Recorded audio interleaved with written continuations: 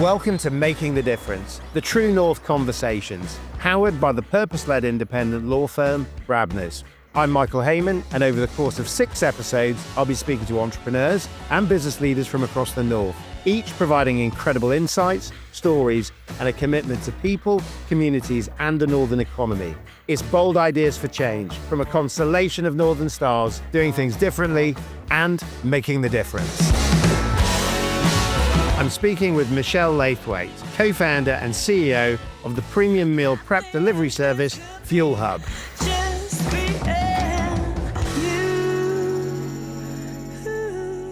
Michelle, welcome to the True North Conversations. Great to see you. Thank you. Great reading about FuelHub. I mean, it's brought out the inner athlete in me in terms of the business. Tell us a little bit about it. Yeah, so thank you. Great to be here. We are FuelHub, so we're a Warrington-based meal prep company. We deliver nationwide, so proud of our northern roots, but we do have a very big business across the country. And yeah, we deliver by a subscription, weekly boxes of high protein, premium meal prep, which is essentially a ready meal, but super healthy. So not like the ones that you would see in the supermarket, which tend to contain a lot of ultra-processed ingredients, chemicals that you can't necessarily pronounce in the ingredients. Ours are very clean. And a real reputation, though. I mean, I was being slightly flippant about the athletes, but I mean, loved by a lot of high performance absolutely people. So was that always baked in terms of the early days of the business, or is that something you've come along to as you've gone further into it? Well, I think that my husband and co-founder James was a professional rugby player. So he played for Warrington Wolves, our local club, obviously, for a long time. And so he's been an athlete. He understands the importance of nutrition in not just training but recovery. So there was always this element of, to be a trusted brand, which was massively important to us. What is the most trusted kind of ambassador you can get when it comes to nutrition, and that is athletes. So it was very much a part of our strategy from the start, and we were lucky enough straight away to get a contract with Warrington Wolves, one that we still have today. We've been having a lot of interviews today, and we've had sisters, we've had fathers and daughters, and now we have wives and husbands. So let's talk about the relationship in terms of being that kind of team, that kind of dynamic, and actually how you got going as an entrepreneurial double act. Well, I mean, James and I are really lucky to be in this together because we do have a fantastic relationship. We're very different, which I think works. How so? Well, James is our COO and I operate as our CEO. So, of course, I'm kind of working now more on the business as opposed to in it. So, I think you've got to take that step back to step forward, haven't you, in that kind of role. James is very operational, very granular in the day-to-day. So I feel like the dynamic is great between us. But we are quite different. Some people call us good cop, bad cop, as a joke, I think. But it works so well, to go through this that we've been through together, because it's just all consuming, as you've probably, spoken about today a lot of the time. It never ends. Right? It's intense, and to have somebody that thoroughly understands exactly what you're going through when you go home at the end of the day, and it continues through the night. We operate 7 days a week. We start at 4, we're until sort of 10. It's never ends. So it's that support that we can give one another, which is massively important. And going back to the early days, the aha moment, you mentioned kind of obviously James's role as a professional sports player, but in terms of the real drive to understand, well, actually, there's a gap in the market. We could build a business here. Was this the sort of the kitchen table moment, right? In terms of actually, I'm thinking about the early days, the startup days. How did it happen? It literally was. It was a case of James was injured quite a lot. He was plagued with injury, unfortunately. I mean, he's had 4 broken legs, all on the same leg. And actually, the first time that I watched James play, he invited me along to a game, which was at the AJ Bell Stadium. He broke his neck in front of me. He was fine. It wasn't a severe break, but it was quite enough to make him realise, actually, this probably isn't for me. And also, I actually thought I might be a bad omen, so I'm surprised I got invited again, but I did. And it's funny because actually, you know, we always sort of laugh because it was at the AJ Bell Stadium, and Andy Bell became an investor of ours, so it's quite a poignant thing. But so I think he was interested in nutrition. I was working in fashion at the time, so I was traveling a lot. I was doing a lot of international travel. We were super, super busy, but we both wanted healthy, convenient food. Right. And it was a problem for us. And we tried a lot of the meal kit companies, which are great. They have their place, but you still have to cook it. You still have to clean, you know, and it still takes you a long time. We were time poor. We had, you know, at the time, my son Stanley, who's 6 now, wasn't here, but my eldest son Alfie was. And we were traveling, you know, training, and it was like, you know, how could we get ready meals that are healthy for us? But I think sometimes in kind of when you listen to entrepreneurial stories, is that it all sounds like, and one success followed another. Yeah. But actually, even just crossing that Rubicon of actually saying, we are going to give up my career in fashion, give up my career in sport, and we're going to go for this. Yeah. In terms of that kind of, I suppose, that sense of risk, that sense of journey, how did that sort of show up for you in terms of, I mean, what was ever a consideration? Was there ever worry? Yeah, of course there was. I mean, for me, me and James are very similar. I've always been a person that, you know, I'm from Tyldesley in Greater Manchester, you know, very working class family. We didn't have much when we were kids. I don't have any education really. I wasn't very, I was a bit of a rebel at school, if you like. But I was always very confident and very strong-willed. You know, if there's something I wanted to do, I was doing it.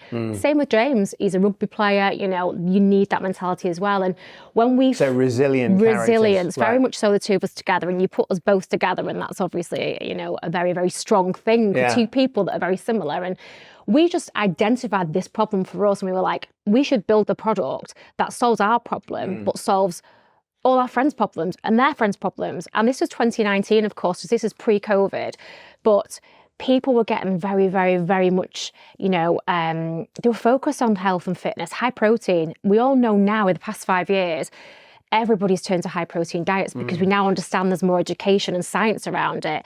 But we were quite an early adapter to that. Well, I can see that. And I mean, you've really got this business going, right? And in terms of actually when, I mean, like 300% year-on-year growth. I mean, it's a great success story. And when did you first get the sense that we're really onto something here? Was there a kind of like a moment, whoa, this is happening? I mean, it was COVID, really. It was. I mean, we launched the business in August 2019, and I was 8 months pregnant at the time, and we'd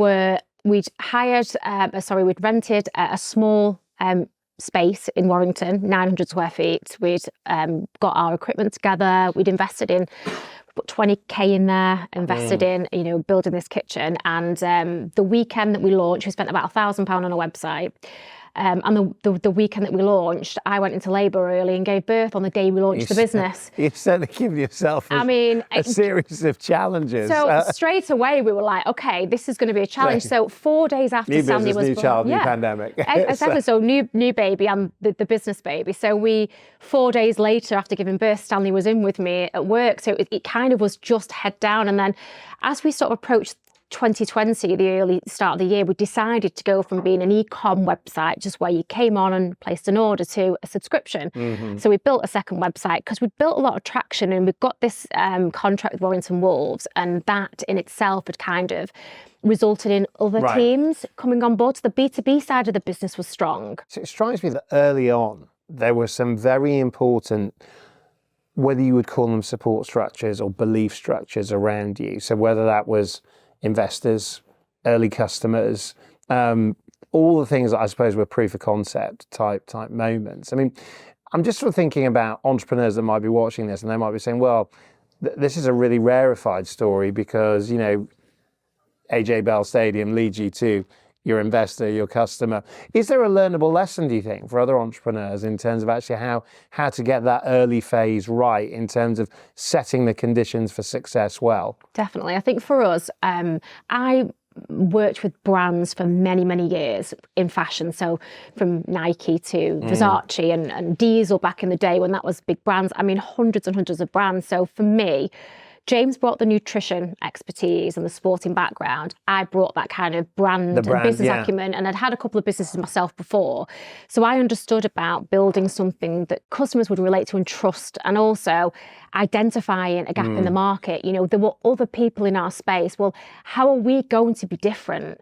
Why would a customer that wants this product choose us over somebody else? And that was a strong brand, those athletes that, you know, the endorsement by, you know, athletes, and also, you know, having that, just the trust element of it. And I think underpinning that, I mean, just reading a little bit about the business is a real skill at storytelling, which might be that, but all those things might add up to it, right? But I mean, at the end of the day, the reputation is in front of you, isn't it? Because people get the story, and they're coming to you with their custom. That's it. And I think, you know, nowadays people want to see the founders of a business. You know, if somebody's spending £70 a week with you for you to send them a box of food, you know, they want to know where it's being made, where the HQ is, which we show quite often on our social channels. Everything's manufactured in-house. And they want to know the team, who the founders are, what's their story, why did they build this business? And we were solving our own problem to begin with, and we want to now solve the problems that other people have. Right, so Warrington, HQ, right at the heart of a northern business, right? You know, let's talk about identity. Let's talk about, I guess, provenance of where you're from in terms of actually the sort of business that you've built. Yeah, I mean, James is Warrington born and bred. I'm from Tilsley, worked in Manchester for a long time. Warrington's a great place, and you know, the position that we're in is an amazing location. Many of our competitors are based down south. We're the only one in the north, I believe. And apart from Gusto, who are obviously Meal Kit, who are just around the corner from us, basically it gives us this fantastic location of being right near all the main hubs for the couriers. So we have a DPD depot right near us, huge, you know, breaks where we get some of our produce from, fantastic local suppliers, Cheshire on the doorstep for produce. It's a great place for us to be. And I'm really proud of our northern roots. Going to the roots a bit, I mean, those are really compelling, I suppose, sort of like functional and factual reasons about why a business like this is well placed. But what about the attitude that you get? Do you think there's anything in that? Oh, 100%. You know, Northerners are built on grit, right, and resilience, and, you know, my working class background. And I was brought up to be taught that you work hard, whatever you do. And that's what I grew up with. And, you know, I didn't go to college or uni. I was straight into the workplace. And I just basically had this, you know, kind of mindset of whatever I do, I've got to make the best out of it. You mentioned that a couple of times now, and in terms of not doing that, how do you interpret that? Do you interpret that as opportunity or regret, I guess? Opportunity. Yeah. So talk us through what the opportunity, I mean, obviously you built a fantastic business, but presumably it's given you other opportunities as well. Yeah, I think it just gives you, I think it gives you fire in your belly, really. And it gives you this, you know, ultimately, you know, I come from a place of working hard, strong work ethic. I think a lot of the people that, you know, I grew up with were exactly the same, and it gave me a different drive. I think it gave James a different drive, and I just feel like it's that kind of northern spirit that really gets us, you know, gets us up in the morning. I guess. And I get that, and also though I think that, you know, you're also somebody who speaks your mind. I mean, so I was looking at your latest post on ambition and motherhood, and you know, I mean, these are other factors that are part of your mix, right? I mean, tell us a little bit about, you know, what you're thinking about, Michelle, in terms of that particular issue as it pertains to business. Yeah, I think, you know, for me, I'm 43. I have two boys, one at 6, one at nearly 14. So I'm navigating all those challenges that you would at that age. And there's a lot going on. And I feel like, you know, I do have a voice, I have a strong voice. I'm quite, you know, I've got quite a lot of opinions on that side of things. So I do sort of vocalise it. I've always been that way. But you've got a frustration on this issue, haven't you? I guess a little bit in terms of, you know, it is tougher for women, I feel. I think that, you know, a lot of the time I'll always say, you know, I've been sat in board meetings and, you know, Stanley's fallen over at school and hurt himself, and, you know, immediately the school ring mum because, you know, mum is just, and it's I feel like the females do tend to have, I mean, James is amazing. We, very progressive household in terms of we share everything, but I think mums still get, and women still get the brunt of everything. And it's hard, very challenging. Right. I mean, and I suppose in terms of how you move the dial on for future entrepreneurs, because, a big opportunity is for more women entrepreneurs to do better, set up more businesses, go further, go faster. But that's not going to be done unless the conditions are right, the support structures are right. Yeah. I mean, we're talking, it's a platform, or are there things you'd share in terms of actually what could be done, let's say in a localized setting, like in the north? I think that for me, I've often tried to find and source, groups of women that are like me, that I can go and sit with and share and talk and encourage one another. I can't find anything. So I can't find a group anywhere of women CEOs. So the connectivity. Connectivity, 100%, Where is that? Where is that sense of, and I feel like, that would be massively important. I've got friends and family that I can speak to, but I don't really have anybody that's a female CEO and founder like me who's going through these things that I could actually bounce off properly. So I think that's really important. I tend to think as we get this interview out, there might be a few people picking up the phone on that. But I think it's a good question for entrepreneurs, which is kind of like at the apex of a business, everybody expects that you've got the answers. But how you stay innovative, where you find your learnings is a really interesting question, I think, because actually everybody's got a slightly different answer for it. Some people actually plateau and they kind of just repeat. Yeah. Other people have this kind of quest to get better all of the time. And I kind of sense that in your business is that there's a performance aspect all of its own. It's not just about supplying athletes with high performance diets. There's a high performance business here. How do you maintain the innovation culture? Well, yeah, I mean, we're constantly innovating. We're constantly looking at how we can better. We are very, very close to our customers, so our subscribers we speak to. We ask them what they want from us. And, it's important to... responsiveness. Absolutely. And it's important to sort of say that we don't just supply athletes and fitness goers. We cater for what we call an everyday high performer, and that can be anything from an athlete right down to a school teacher or a mum that's at home, busy families, people that we want to fuel to be the best that they can be, to perform the best at the day. And that ripples through the team. I mean, we're on 40 staff now. Really high performing team, most of which have come through the ranks with us. And I think innovation is something that we're developing new ranges. So we've got our main FuelHub range. We're just about to launch a children's range so that we can support families, which is really important. And that coincides with a new... And an enormous market. An enormous market. I mean, I'm just thinking about the rise of Strava, other sorts of businesses, right, in this space. I mean, do you sense this is one of those sectors where we've hardly got going yet, or are the conditions for it already established? I think both. I think there's some great brands that have come through. I think convenience, healthy eating, I feel like, everybody is onto it basically. I mean, our growth has been phenomenal. I mean, next year we'll be touching, surpassing the 10 million revenue mark, and that is literally from a kitchen table idea 6 years ago to being at that revenue. And then that really does compound. There's a real excitement around our industry, and I think we have a really sustainable attitude as well in terms of we're a zero waste model. We have sustainable packaging. We do quite a lot in the community. We've actually just signed a deal with Man City to provide food for all of their soccer schools for Man City in the community. So we're trying to become more of a family business, if you like, as well, which is amazing.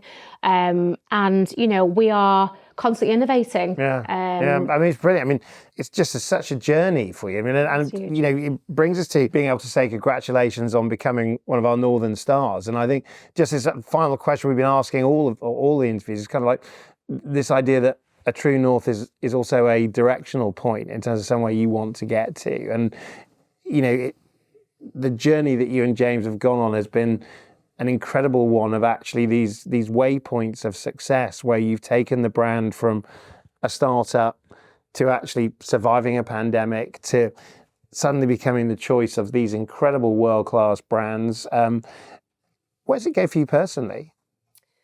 I think we want to take this as far as we can go. We want to be the UK's most trusted meal prep brand.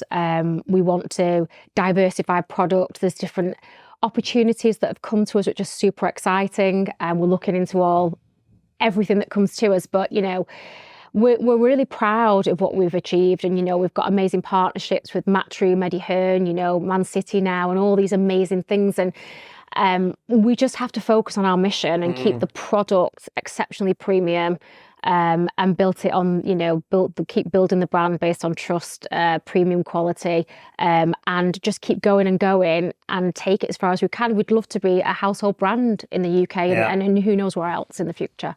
Would you do it differently if you could start again? Never. I have honestly loved every single moment of it. And you know what I would always say is, just to finish on, is we have never at any point not believed in what we were doing, or ever thought when we couldn't pay staff, or we were just crying from exhaustion. We never ever had any doubt that we would make this work. So, and that's a testament to our whole team, our customers, and our team past and present. There's been people that we've had work for us over the years that aren't here anymore because the business is different, they're different, but they're a part of the journey. And everybody's had their part to play. It's not just about me and James, it's about the whole team and our customers as well. So Michelle, what a masterclass in conviction, passion, entrepreneurship. It's been brilliant. Thank you for sharing the story of FuelHub with us on the True North Conversations. Thank you.